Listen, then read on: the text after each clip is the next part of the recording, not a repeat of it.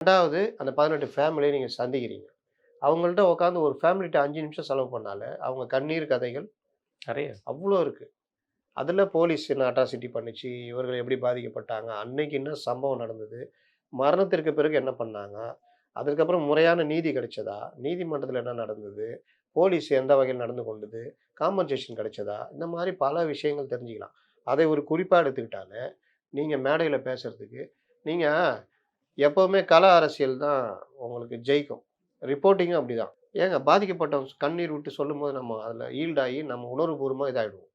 அப்போ இது எல்லாம் கலந்து திருப்புவனம் அந்த அஜித் குமார் மேட்டரையும் கலந்து மேடையில நீங்க பேச வரும்பொழுது, மிகுந்த படைபலத்தோட வருகின்ற ஒரு போர் வீரன் மாரி வந்து நீங்க நிப்பீங்க. அப்போ நீங்க எடுத்து வாள சுழட்ட ஆரம்பிச்சீங்கன்னா, சும்மா தக தக தகன்னு அப்படியே சிதறும் மேடை.